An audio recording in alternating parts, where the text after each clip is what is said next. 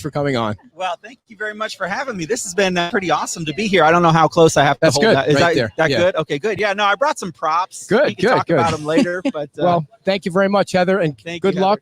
And so, Brian, the first question I want to ask you is, you were in TV for 10 years. Yeah. Can you tell us about that and how that was? So I grew up here. I was born and raised here. And funny thing, in school, I was always interested in TV production. In fact, in high school, Amy Wegman from Fox 4, her and I actually anchored the morning news at Cape Coral High School. Oh, wow. And it was pretty cool. We were the Seahawks, so they called it Hawk News.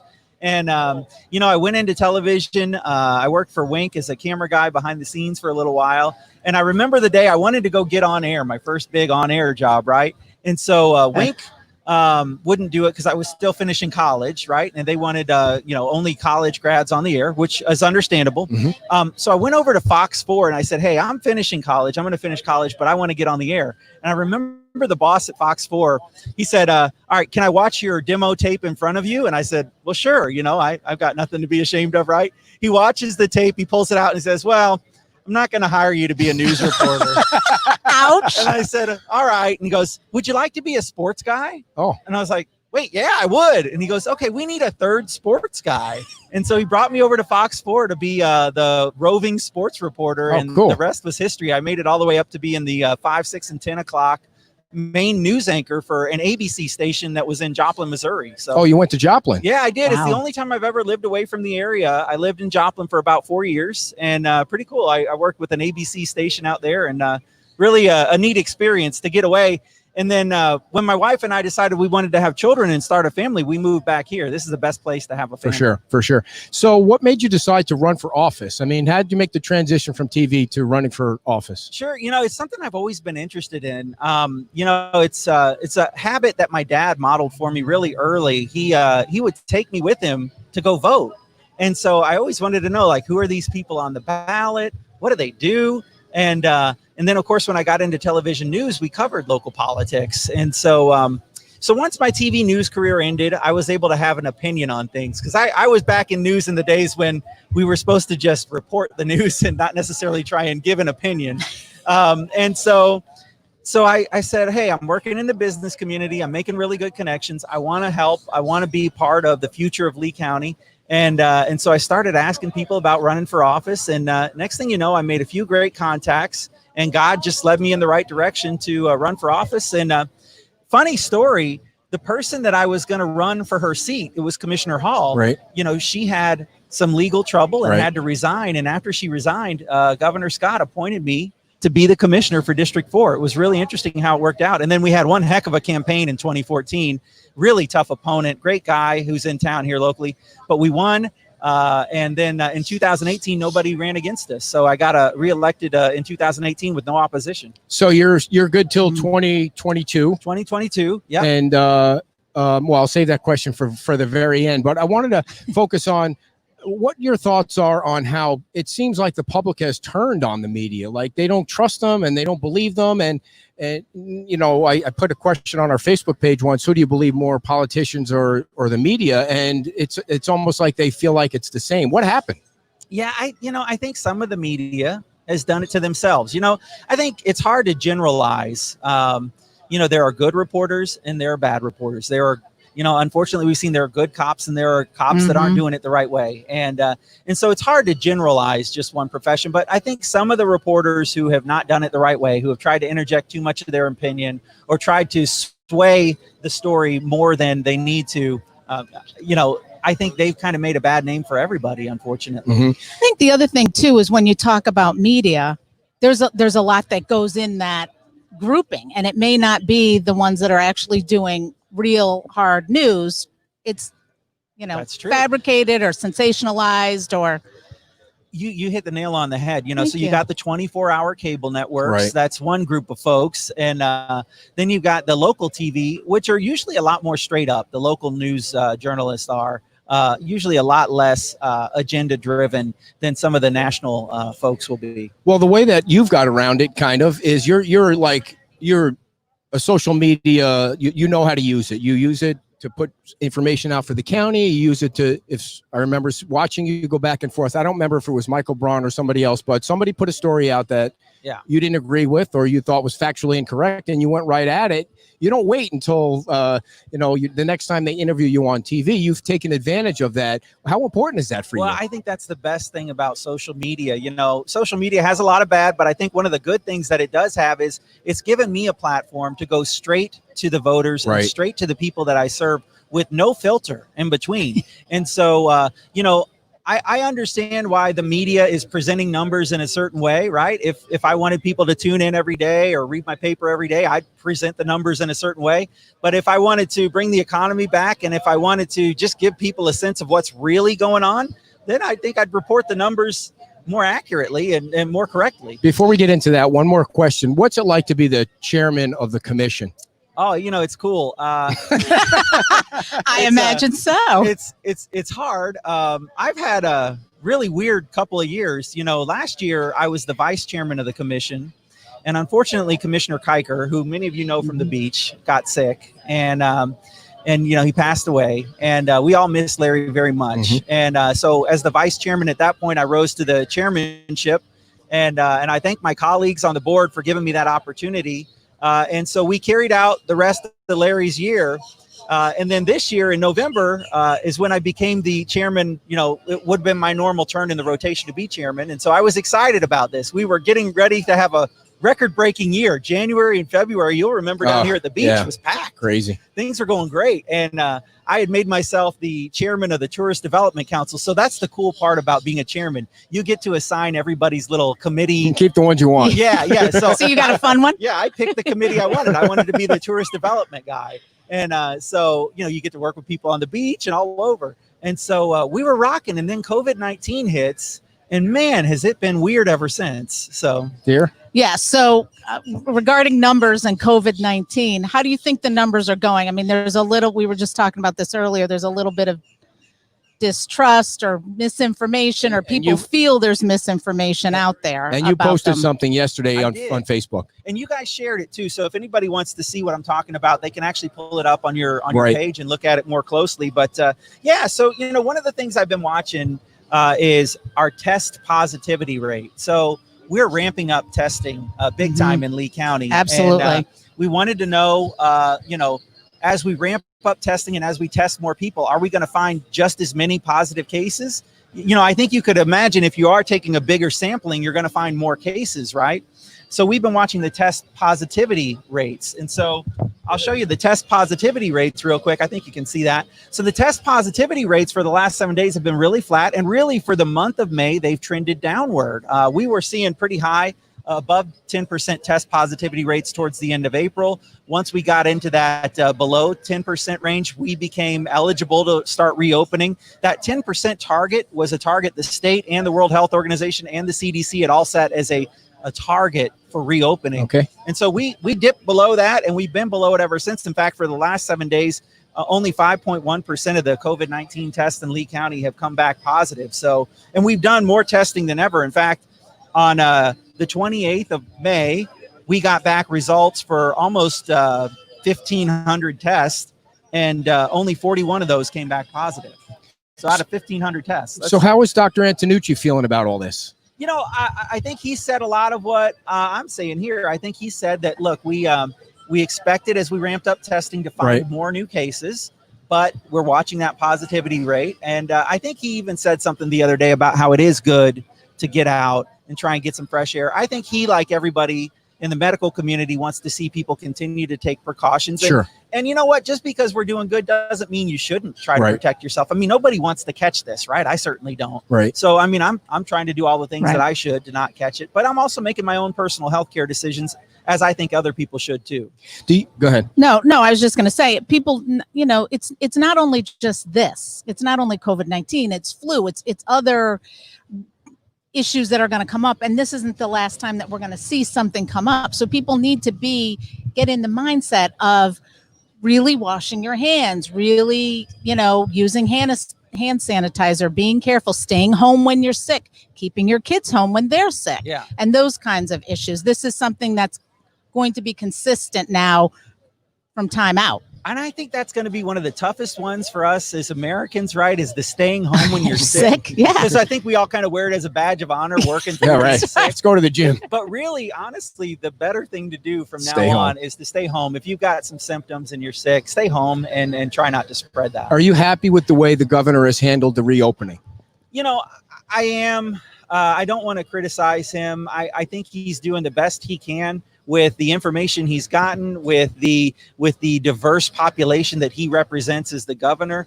I think in Lee County, we would love to see things move even faster than they have, because I think we're seeing a lot of people really struggling that want to get back to work. But the governor, when you look at how Florida's done compared to many other states, we've done fantastic. I think the governor's move to really try and help out the long-term care facilities and the nursing homes right off the bat was fantastic. It was a game changer for us in Florida here. And you can see that in New York, where they had different policies, things turned out a lot different. Yeah, he brings up New York quite a bit when he's doing a press conference. So how damaging do you think that 8 or 10 weeks is going to be to Lee County economically?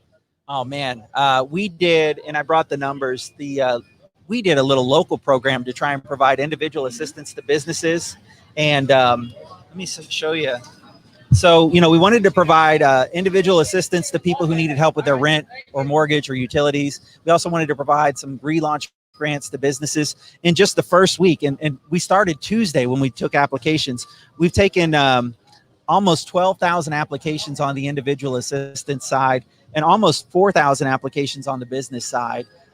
We shut that site down for the weekend. We had planned to do it because we need to work through some of these to make sure we'll have enough money left to take care of everybody. And we'll reopen the site on Monday morning at 8 a.m. It's called Lee Cares, and the website is leeflcares.com. And if you go there, you'll read all about it and find out if your business is eligible or if you personally are eligible. But man, it's devastating to see people line up for food. It's devastating to see people have to, apply for rent and utility assistance in Lee County. We were rocking before this. I mean, we were rocking. We were at like 2.5% unemployment. People were working, and I think people want to work and they want to get back to work, and I want to get them back to work. Right. Within that Lee Cares program, what else is available? Because there were some other components of that program, correct? Sure. And this is the program that's still open over the weekend, is the personal protective equipment program. So this is a program that will get a kit of what they call PPE, like your mask, your gloves, your sanitizers, your disinfectants, delivered to a business. Now we geared it towards small businesses who may not have the resources for it or the buying power to get it. We did 200 kits on Thursday, another 200 kits on Friday, and we're going to try and deliver 300 kits every day of the week next week. So far, that amounts to like 70,000 masks, 117,000 gloves, 468 gallons of hand sanitizer refills, 468 liters of some hand sanitizer pumps, which, by the way, I got a comment on Facebook. Somebody said it's aloe vera infused. So nice call on that. I think we were just getting, what we could buy at this point, because we know this stuff is so hard to come by. And then 2,100 N95 masks, too, to help out. And this is to help out businesses that, like medical businesses who maybe gave up their personal protective equipment to help the hospitals when we needed it, or businesses that were completely closed that are doing personal services like hair salons and things like that are going to be in close contact with people. How has the supply chain been for the PPE? Because you early on heard difficulty. It's getting better. It's Okay. getting better. In fact, a lot of, we've seen even a lot of distilleries locally have transitioned to making their own hand sanitizer. The sanitizer that we're using in our kits is actually from a local distillery as well. Cool. So it's pretty cool. So the supply chain is improving. We feel like as a county, we have better buying power, the ability to buy mass quantities of this stuff and then help get it out to some small businesses, where they're placing smaller orders and may not be able to make those kind of. Was that from the money that the federal government just happened to deposit into your account one day? Yeah. So and I think Frank Mann was like, "No, give it back, because there's always going to be strings attached to it." Well, there are, and this blew our mind. So Hurricane Irma hit, and we just now got the last reimbursement from the federal government for Hurricane Irma. And that was back in 2017. That was even that's slower than our roof. Wow. Yeah. So you know, and I don't say that to pick on the federal government, but you know, we got a form that says, hey, you're eligible for these CARES Act dollars because you're a county of more than 500,000 people. Fill out the form to make your request, and we did, and turned it in. And 8 days later, we got a direct deposit in the county's bank account for $134.5 million. The guidance was very slim in the beginning. It was, well, use it for COVID-19. And we're like, wow, okay. Drive a truck through that. Yeah, use it for COVID-19 and just know that we're going to audit you to see how you used it. And if you didn't use it the way we like, then we're going to ask you to pay it back. Well, they came out with better guidelines. That's a lot of money for us. So the guidance got better. They started to put together some more frequently asked questions and guidelines from the Treasury Department about what we should do with the money. We looked at what other counties around the state that were bigger than us that had the same kind of money we're doing with it. And we figured there's strength in numbers. So let's create programs that are similar to what they're doing. And if we're all kind of in the same boat, then maybe there's a better chance that it won't get clawed back. So we tried to design criteria that would protect the taxpayers of Lee County, but still help out the very small businesses that may not have been first in line to get that Paycheck Protection Program or some of the other federal assistance. Right. So, well, I'll ask a question. Go ahead. Is there a place where, you know, if somebody's hurting, that they can go to, you know, get all the information? Because I mean, you know, somebody might think, okay, the United Way or Salvation Army, but you kind of want one clearinghouse of information. Is there that? Yeah, that LeeFLCares.com website, LeeFLCares.com. That's really a great website where you can find all of this information. And then you can find links to, for instance, the United Way. We've partnered with them on a child care voucher program. So you can find the link to that on this website as well. And you're right. I mean, one of the big things that this COVID-19 pandemic has forced us to do as a county is really up our game. We created social media pages that we actually never had before. We created websites we never had before. And we had to learn how to get used to doing press conferences and all sorts of Facebook Lives. Standing 6 feet apart. And we Zoom. Yeah, things that we'd never done before. And we really have ramped up in the last 2 months to a point where I think we're serving the public really well now. So I asked Heather this question before. The short-term rental thing was a big thing on the beach and everywhere in Florida. Were you surprised when the governor had the press conference and said the counties have to submit plans, or you guys kind of knew that was coming and you're already working on it? Well, I was really happy when he left a lot of that up to the counties. You know, I feel like there is no one size fits all approach, especially in Florida, where you've got 67 counties and all of them are different. I mean, there are some counties that still throughout this whole thing have had very few cases. Right. And for them to be completely shut down the same way that Miami-Dade and Broward and Palm Beach County were, that seemed unfair to them. And they were very unhappy about it. So I liked that. You know, here in Lee County, where our positivity rates look good, our number of cases look good, our hospitalizations looked really good. You know, it was great for us to be able to make that request to the state to say, hey, let's get our vacation rentals open. Let's try and get people back to work. And we're going to amend that one more time. We originally started with just in-state travel, and we got some feedback that wasn't going to be enough help for the vacation rental owners. So then we took a look at what some of the other counties throughout the state of Florida did.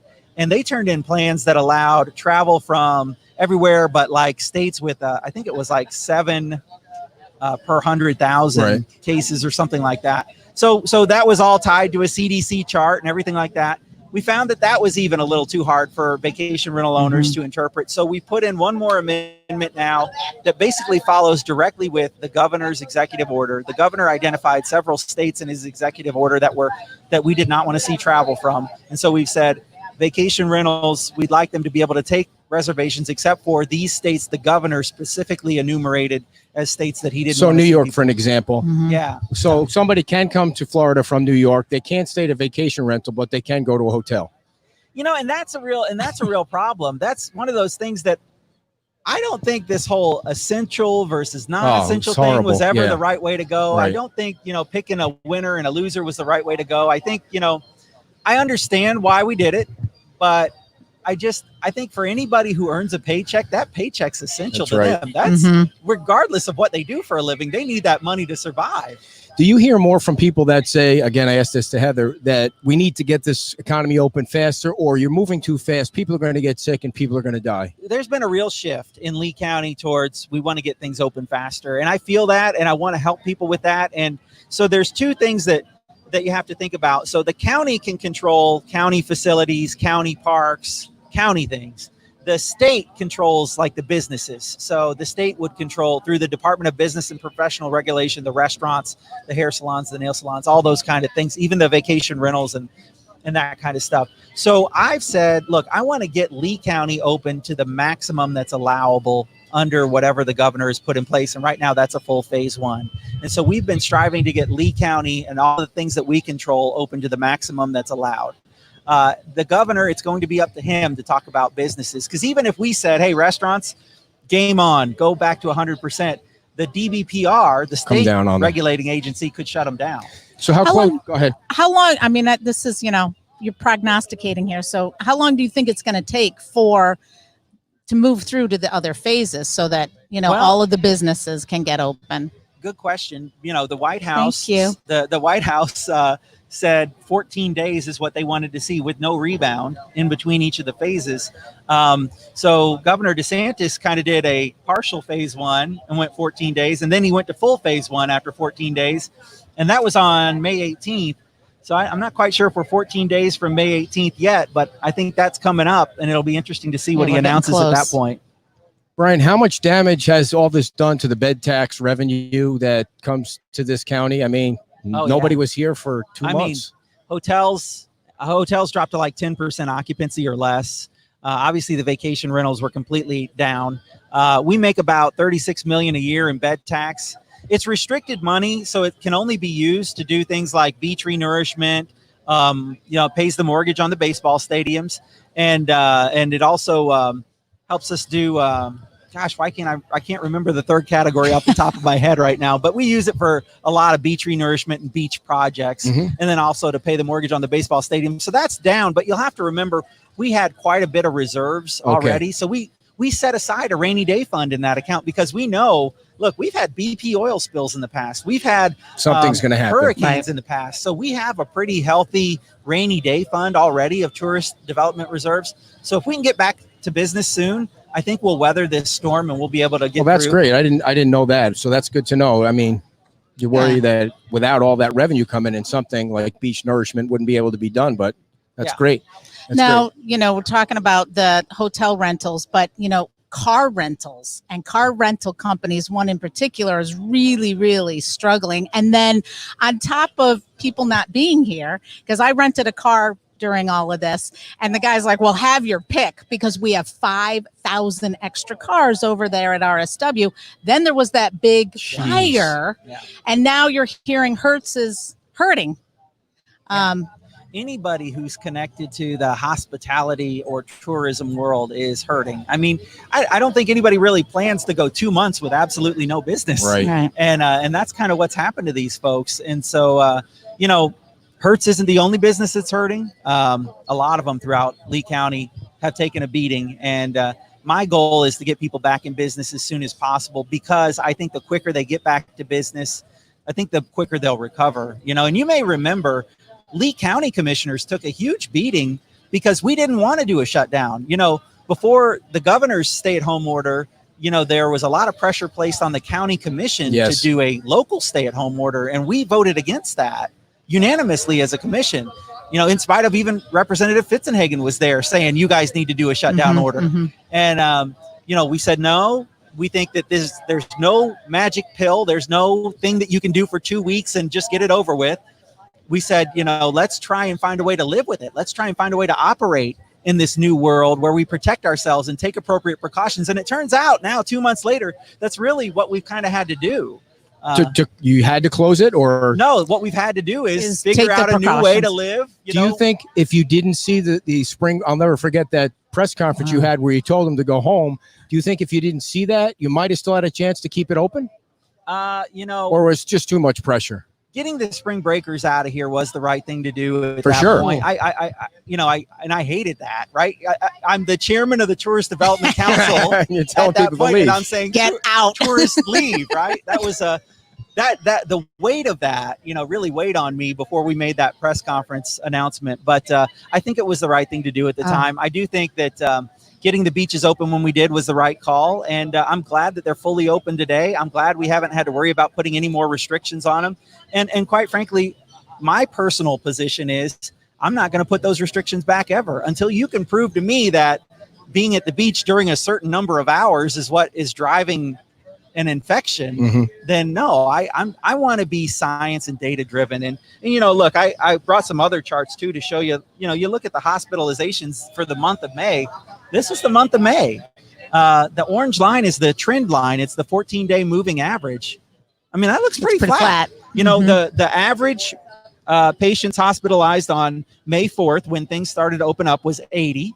The average patients hospitalized as of yesterday was 93. We've got a 1,500 bed hospital system that has been largely empty over the last 2 months. People have been scared.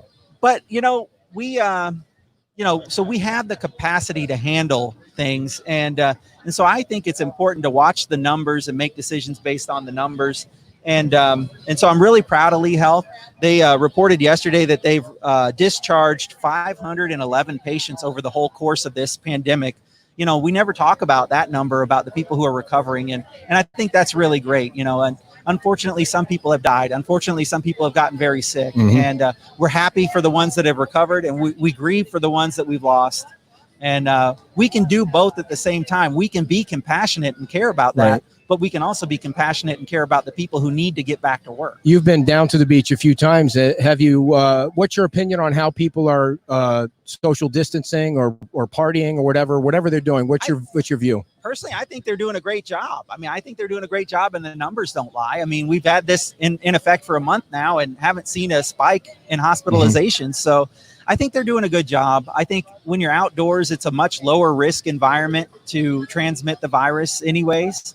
So I think that's a good thing. And, I think we just need to keep the course and try and get things going. Should the 4th of July fireworks go off? We've been talking with the town of Fort Myers Beach about that. I don't think Lee County's going to have a problem with that. I think everybody knows at this point what to do to protect themselves. And some people are willing to take a little more risk than others. And, this is still America. If you want to, go for it. I don't think the government should have to hold your hand, every step of the way.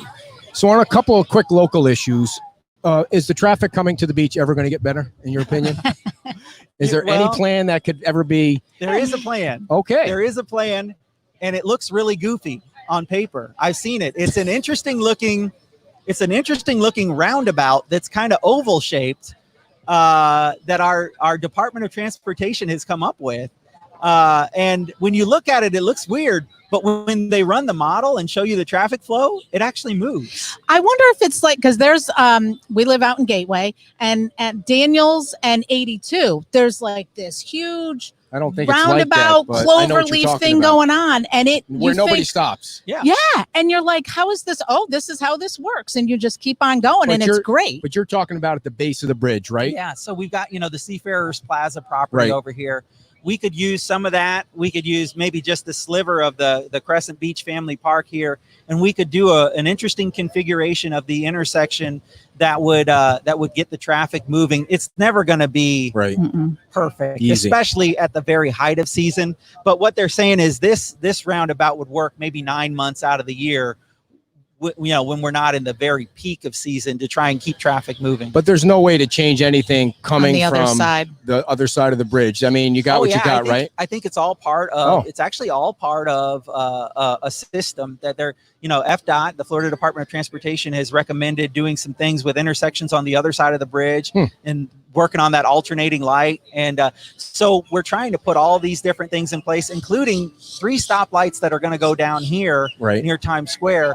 We're trying to figure out ways to give people chances to cross the street where they don't interrupt traffic. We're trying to figure out ways to keep the traffic moving without stopping. Well, yeah, one of the biggest problems is the people crossing the street everywhere. I mean, and I think Margaritaville, when that ever goes in, will eliminate some of the ways to cross the street. That's what they're hoping. So what do you think about Margaritaville?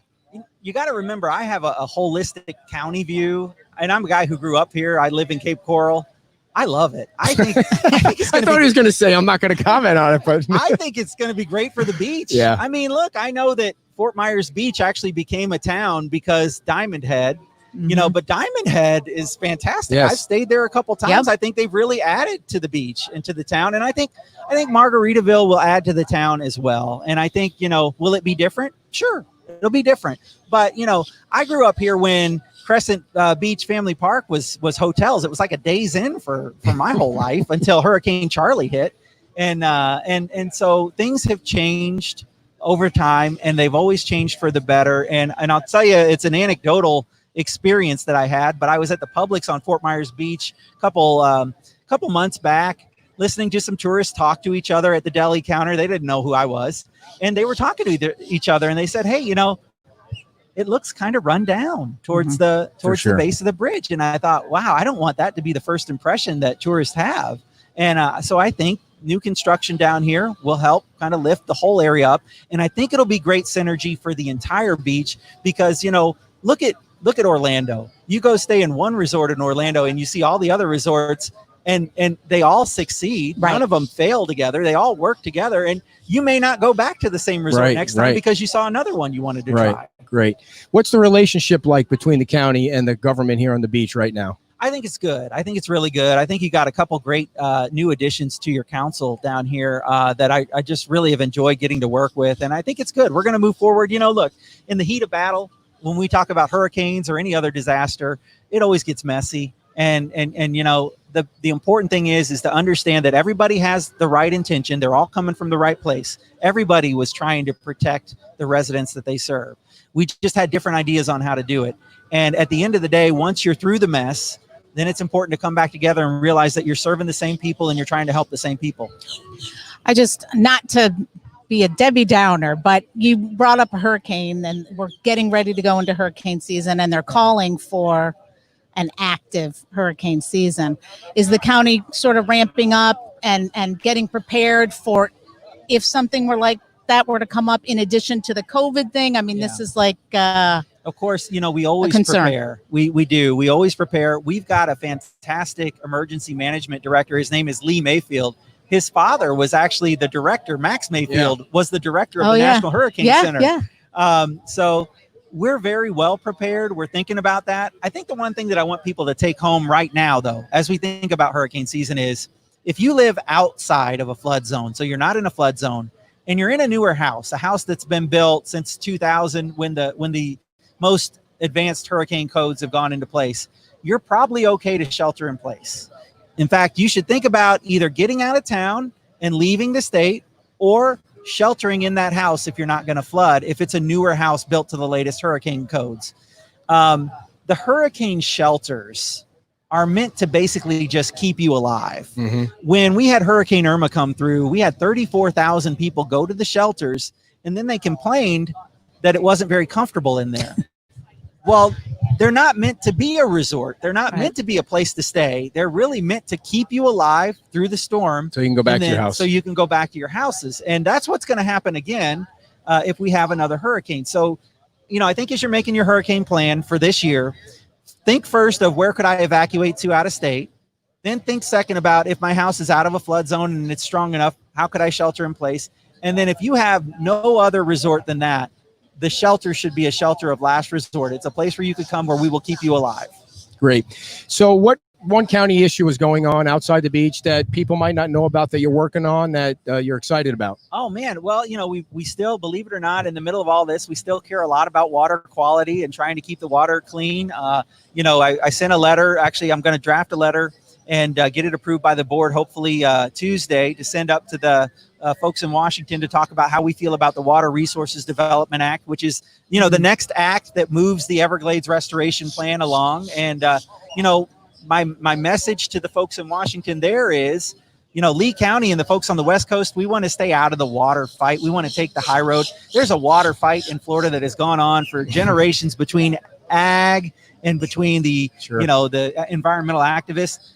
We say, look, we don't want to get into the fight. What we want is there's a certain amount of beneficial discharges we need during the dry season to keep our salinity levels down and to keep our water looking good. We'd like those.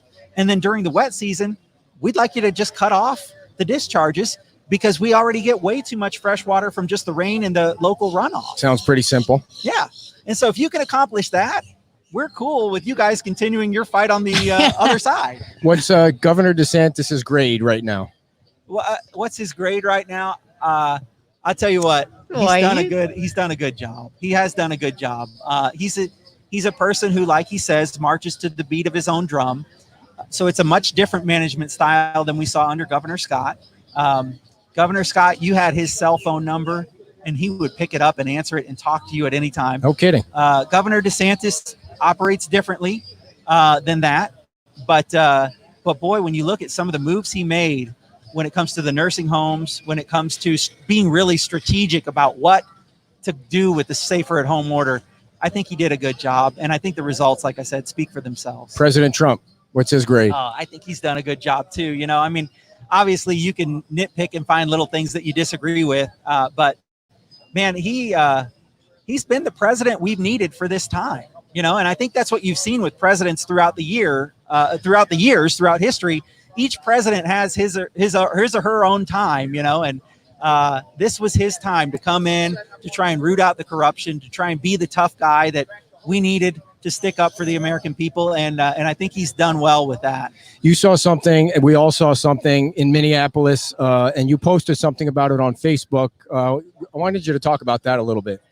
Yeah, I want to say, you know, first of all, we love law enforcement. And as we said earlier, you know, there are no ways you can just generalize a whole group of people. Not all cops are bad. You know, not all black people are, you know, what you're seeing on TV right now with the looting and that kind of stuff. We need to not generalize and not stereotype people, but we need to respect each other. And what happened there with that one incident, I think they've made the right call to make an arrest there. And I think they've, you know, certainly justice needs to be served there. My worry is that that law enforcement has to deal with another issue that, you know, they put their lives on the line all the time. Obviously, that guy was wrong, and you can't explain 8 minutes of that for any code or anything that you're manual or anything. But now law enforcement has to feel like they have to watch their back even more because it's made so many people, rightly so, it's made them angry. Yeah, and that's what we need to remember, that law enforcement officers, the vast majority of them, are doing a fantastic job. They have tremendous hearts, and they're trying to serve and protect all of us. And I really honestly am grateful for the fact that they're willing to get up and do that job every day and keep us safe. And growing up here, you know, that's one of the reasons why I came back after that stint in Missouri, was because this area's just always felt safe to me. Yep. It's always felt like home. And I think it's because of the great law enforcement officers that we have. Any other questions here? No, I think we should let him. I know everybody's giving us the thing. Last question, 2022 will, you don't get term limit out of the county, right? You can run forever. Interesting thing. We do have term limits. I was the guy who brought them forward. In 2014, I brought forward term limits for county commissioners. We did 3 consecutive 4-year terms. So it's 12 years.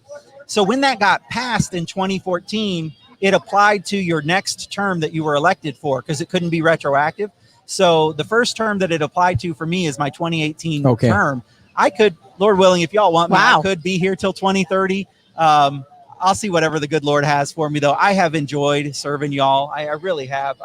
It's still a privilege and a pleasure to do this, even through some of the toughest times. And these last few months have been the toughest times. Would you like to run for higher office? If that's what y'all want, and if that's what God has planned for me, I'd be happy to do it. Great answer. Yeah. Thanks so much for coming on, Brian. We really appreciate everything you've done for us, and you coming on the show and spending all this time with us. Thank you. Well, thank you guys. Thank you for everything you do with the county too. Thank you. You too. Brian Hamman, everybody, the Lee County Commission Chairman. We appreciate Brian's time. He's awesome. And are they clapping? No, you need big that. cloud. The crowd is clapping, and he was great. He was great. Very upbeat and happy. And they both work. Yeah, for sure. What do you think his age is? He looks like he's still in his 40s. Would you guess his age? Yeah, I would say still pretty young. Yeah, he's young. You think he'll run for higher office? I think his answer leaves that opportunity. I'm asking open. you. I'm not asking you to give me the same answer. I got his answer. Yeah. All right, everybody. Well, we appreciate you all sticking in here for